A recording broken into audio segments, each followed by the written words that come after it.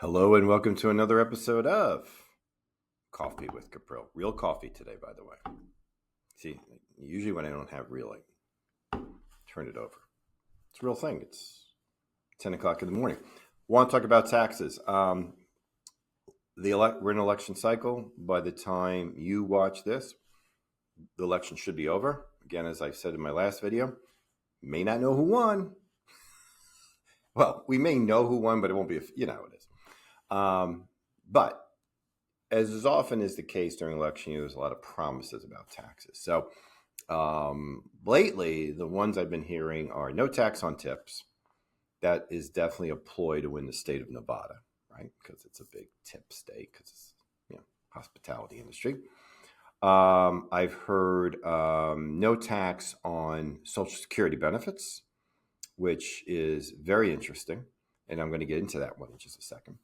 And then the last one is no tax on overtime, which is obviously a ploy towards states like Michigan and Pennsylvania, where you have a lot of union workers who get paid hourly. So let's talk about this. First of all, presidents do not control the tax code. Okay, they can try to influence it, but it is Congress that passes the law as it relates to taxes. Now, the president, of course, gets to sign the bill or veto the bill. And he can even, through the cooperation of other people in Congress, propose legislation.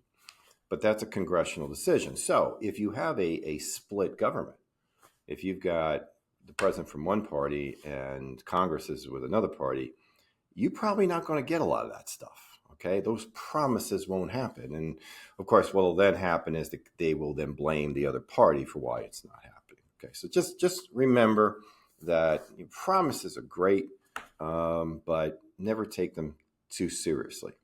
Taxes on tips is interesting because a lot of tips are not taxed, although that's changed with a lot of electronic payment, like Venmo, for example, or more payment being done on the credit card. Now there's a record keeping.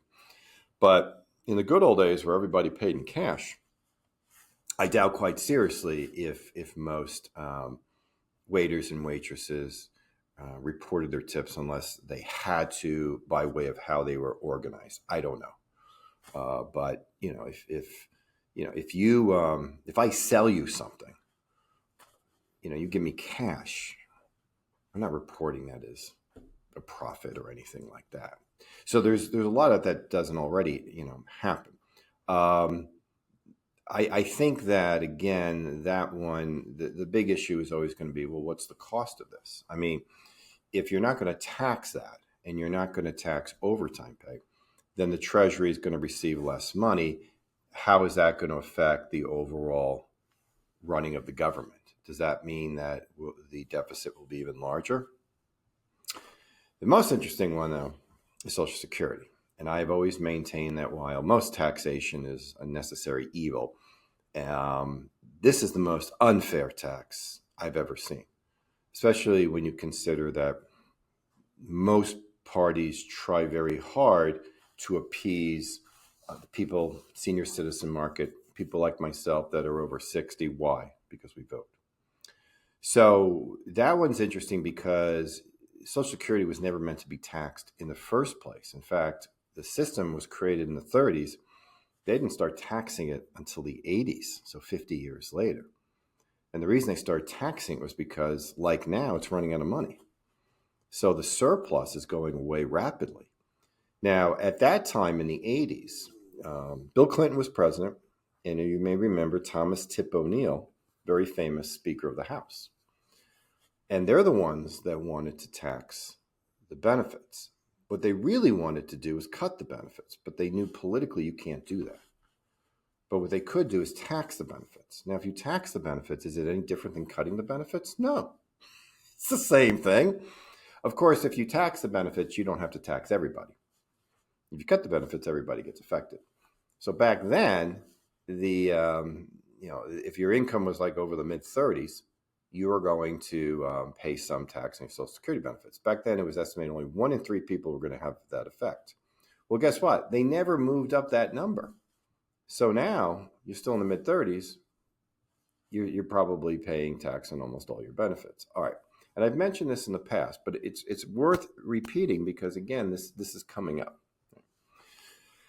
When you put money in the system during your working years, you were not able to deduct that from your taxes. You pay tax on that money. You put after-tax money in it, just like, say, a Roth. But unlike a Roth IRA, this money's coming back to you now. You're paying tax on those benefits. So if they do decide to at least minimize the tax, because I think that's where this is going at, okay? I don't think you're going to see zero tax on Social Security. I do think what you're going to see is maybe instead of it being for a married person, $36,000 or $45,000, I can't remember the number. It's a reasonably modest amount of money. If you're over that amount in your earnings, and they take all your earnings, your 401k withdrawals, your IRA withdrawals, your dividends, your interest, half your Social Security benefits, your pension, they add it all together. And if you're above certain thresholds, that determines not only A, will you get taxed by B, but how much on your Social Security benefits. So I do think they will change those numbers. So maybe unless your earnings are over 100,000, you won't get affected by it. But again, this requires an act of Congress. The other thing to remember is we spend a lot more money than we bring in.